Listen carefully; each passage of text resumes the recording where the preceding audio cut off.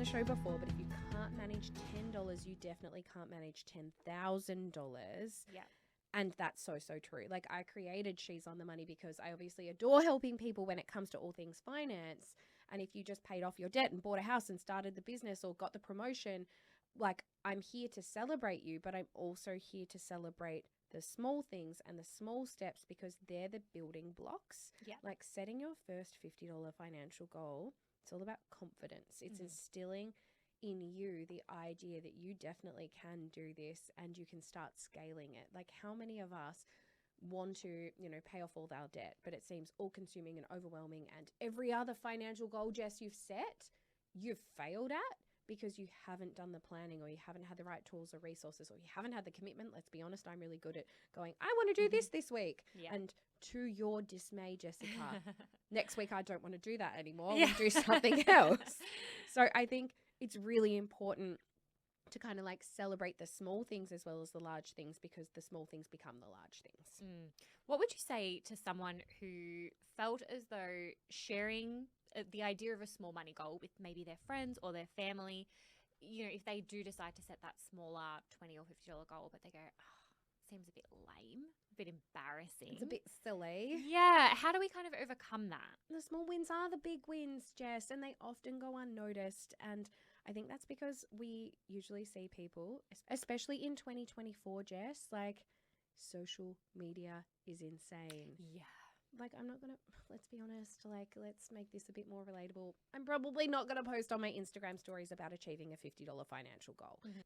Because how many times do you see people celebrating their really big financial goals on social media where they're like, I bought my first house, I bought my first car, I got out of mass amounts of debt. And you're like, oh, like, is it that good? Yes, it is, because the small things, they're the transformational ones. Yeah. They're the ones that are going to change our lives for the better.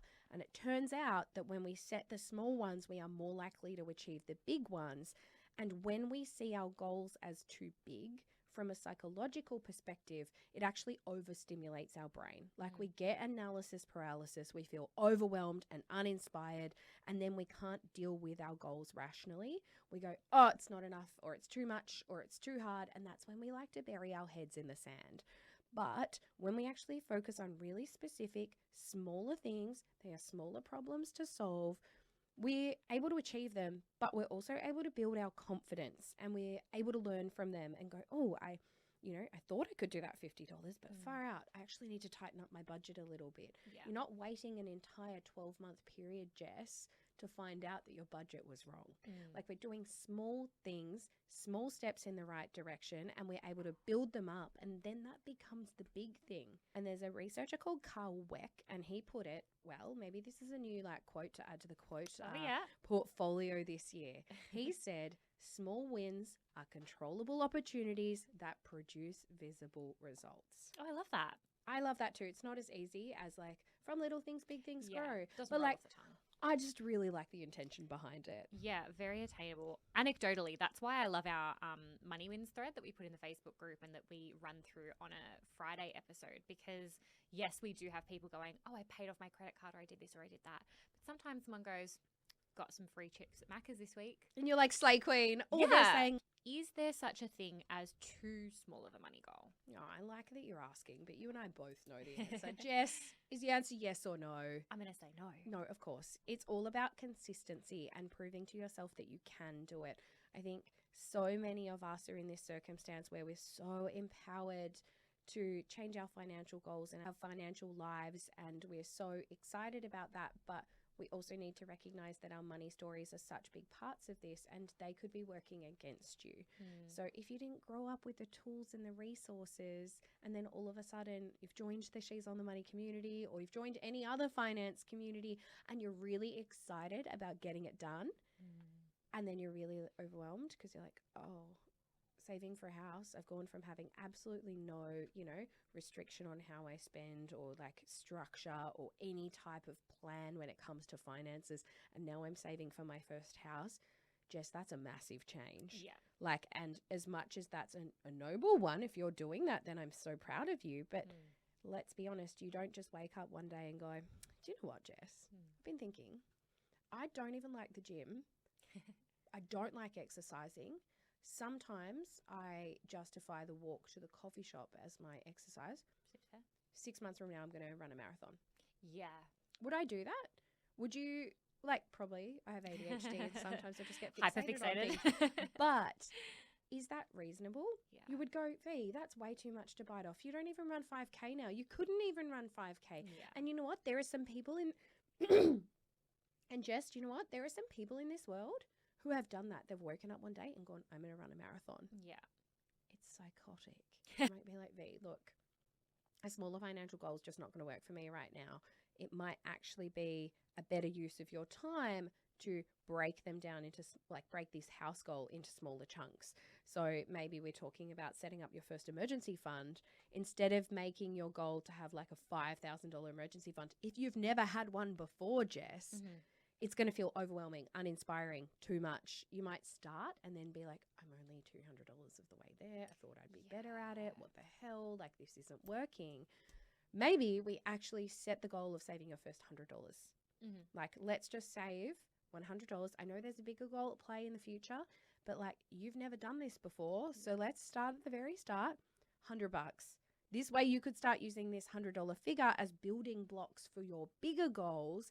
We can celebrate along the way and ear at Cheese on Money. That's all we want to do. Like, if somebody every single week posted in my like Money Wins thread and said, oh, yep, got another $50 in my emergency fund, I'd be like, slay, get it. Like, Huge. I'm so here for that. So please start sharing those.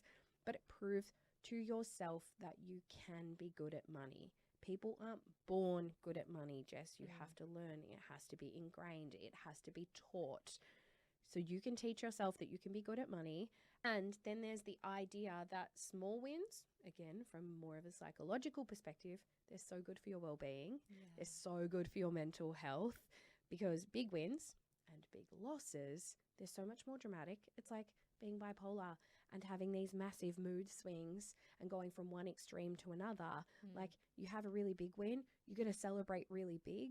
But often people experiencing something like bipolar, they can't just feel okay in the middle. So it's finding that beautiful middle ground where we can celebrate the small things and go, these minor boosts, they come from my day-to-day activities, and I'm happy along the journey, not just with the destination. I guess the more you can prove to yourself that you can, in fact, achieve small money goals, even life goals, like, it doesn't just have to be small money goals, it's going to build your confidence. You're going to be like, I can do this. I've done it before. If I can do it with $10, Jess, I could do it with $20. Could be 20, I could do it with 40. And it just compounds from there. It's like investing, but investing in yourself. Oh, very look nice. what I did there. Well done. With all this motivation and all this self-discipline and, I guess, a plan to create financial freedom, we actually need to break it down into smaller These things sadly don't happen overnight. Like, I wish, you know, you and I could wake up one day and be like, today's the day we're going to create financial freedom. Dream. We'll be financially free tomorrow. Just Imagine. It's just not going to happen, and that's okay. But as human beings, we are the worst at delayed gratification. So, like, let's work with that and give you some gratification along the way. To do that, we need to make the goals smaller, because turns out, weird, but money is not infinite. That seems kind of rude to me. Kind of rude, not okay, but like, we don't actually have enough of it to achieve absolutely everything at once. And if you do, I really... But I guess as long as we don't put too much pressure on ourselves, that's the plan. So we're going to celebrate small goals this year, but we're also going to take the pressure off, because life is tough right now. And I think we need to acknowledge that too, because even setting small financial goals sounds really sexy. I do not have $50 in my budget right now. How about we just remember that every part of your life is a season, and right now you're going through a season that is a little bit more complex, a little bit more pressure, and that's okay. But you don't always have to be saving and investing. I think so many times you hear from financial content creators like, you cannot stop, you have to invest consistently and regularly. Don't get me wrong, that's where the power of compound interest comes in. But if life is getting in the way, you take that pressure off yourself and you do you, and I'm proud that one day you'll be back on the horse. Yeah, I think there are lots of people who listen to the show who are maybe learning about things that they're not quite in the place to implement yet. And I feel like there is... But you'll be ready. you'll be ready. Yeah, you don't undervalue the power of educating yourself, I guess is what I'm trying to say. And like, if you're listening to this and going, oh, I want to set goals, what would those goals look like? Like, even if you're just thinking about the goals and you're not ready. We can be aspirational. Yeah. We can make a plan. We can be like, oh, well, in the future, maybe once daycare is over, or maybe once you're out of personal debt, or maybe once you get a job again, like you can get back on track with these things. But that doesn't mean we have to like hide from the fact that we want to achieve these things in the future. Yeah. Isn't it motivational to like be like, no, I'm totally capable. I just don't have the right tool in my hand right now. And that is setting yourself up for success just as much as setting those goals could be as well. Exactly. I know that you love a tactical, tangible way to do things. I love setting a goal. I love a plan. I Yep. love a spreadsheet. Seems like the perfect woman to be running this episode. So tell me, have you got anything for us when it comes to goal setting? Obviously, these small goals are going to build up our confidence. And in my head, they actually create like a snowball effect. It's like debt reduction. Yep. We've talked about the avalanche method. We've also historically talked about the snowball method. And that's where like you have a really small snowball and drop it at the top of a mountain. And as it starts to roll down, it starts to pick up more and more snow and become bigger and bigger. And, a snowflake, tiny, not going to have an impact on anything, but get heaps of them together and you have a snowball and I could literally throw it at you. Yeah. Slay. Could That leave a would be bruise. so fun. You've never been to the snow. So, no, have you been to the snow? I saw it once on top of Mount Tanzania. Yeah, okay. I remember this conversation because I feel like this year I'm going to take you to the snow and I'm going to put you on some skis. I'm going to push me you down over the the hill. mountain. Achieve your goals, bye! It's your best year yet, Jessica! You wait. But I guess on your own, small money wins, they can just feel boring. Yeah. They can feel bland. I feel that. It's not that exciting. So I think we need to tap into the power of small wins so that I guess they have meaning and they don't feel like useless tasks that you don't know why you did them. And I guess we need to start seeing it that way. It's a bit of a mind frame reset as well. And we need to talk about, I guess, recognizing why they matter and giving yourself credit for that. Because how many times do you do something? You're like, yeah, I guess it was the right thing to do. Yeah. Like, On to the next.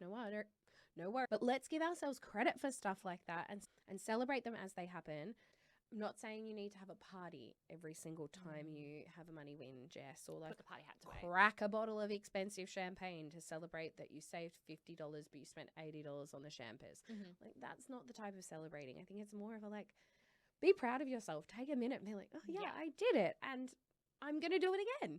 Like, I think that that's really important. Obviously, share it with us. But like, there are so many ways that you can actually celebrate. I'm list scowl. I love This list. episode, I've reminded you that I'm stats gal, I'm quotes gal, And you're also list list gal. gal, also spreadsheet girl. Oh, God. Do you know in Vegas they have a spreadsheet competition? You would win. I have no doubt. I don't know if I'd win. But like if I was ever single, that might be where I go to find another husband. You're the love of your life who also outside of spreadsheets. Just need a guy who's a freak in the sheets. Anyway. Very well done. But given I am the queen of lists, I have clearly written you a list to help you keep the momentum up. So first things first, to celebrate your wins, obviously because we're not going to be going hard every single time we have a small money win because you should be having them regularly. We're going to keep a journal. Like, we're going to keep a list of things that we have won, a list of wins that you want to achieve, because obviously all of these wins are going to add up. And all of the little things that you're doing in the list, you might think that they're mundane, but I promise when you get to the end of the year and you reflect on them, you're going to have this book of all the stuff that you did for you. That's cool. Isn't that kind of cool to like Yeah. flip through, and is going to keep your momentum up, but it also kind of keeps you accountable because you're writing that list. Yeah. The done list as well. So not just these ideas that you're going to achieve, write those down, but obviously write down the things that you've actually learnt. Make room and make space. Celebrate them. Find a little accountability partner. That's always a good one. But if you don't have that friend or that person in your life, oh, she's on the money's there. We have our money wins and confessions thread. Also, don't be too harsh on yourself when you don't achieve something. Like, even if it was little and you're like, far out, I can't even achieve that. That's fine. Let's talk about it. Post it in the group. What went wrong? How can I help you reframe that so that, one, you see it as a learning instead of something that was really awful that happened to you. But two, how do we do it better next time? Opportunity, and go, no, I can really do this. Like, it's a small step in the right direction. Yeah, 100%. I feel like that is really exemplified in we've had these for a really long time, but they're so good. On our website, on the freebies page, the savings hacks. Oh, they're my favorite. They're wonderful, and we have them for 1,000. And we've just redesigned them, so they're all in the new branding, guys. So They're if you have the beautiful. old ones, go get the new ones. Yeah, they're in $1,000, $5,000, $10,000, and $20,000 increments. And the idea is take a set amount of money every week, and so you have 52 deposits that you make over the course of the year, and those deposits range everywhere from, you know, maybe $100. Some of them are $7. Mm-hmm. And there's also like a free week, so like if you have no cash all, it's okay. We've given you a free pass. Yeah, but it's one of those things where I think people would look at it and go, $7. What's the point? That's not going to get me to 1,000. But it really does. Like those little things, when you put them all together, they add up to a lot. And like you said, sometimes keeping track of that is such a good way to be able to reflect on all the small things that you've done to put yourself first, which I just think is I'm a awesome. visual girly though. Like I love a spreadsheet. I love a tracker. I love printing things out and putting them on my walls. Mm-hmm. I love a vision board. You do too. Yes. Like if I can see it, I can believe it. Mm-hmm. And if I can believe it, I can achieve it. Oh, okay. I'm going to see Quote myself girl. out. I'm going to see myself out. That's enough for today, I think. You know what?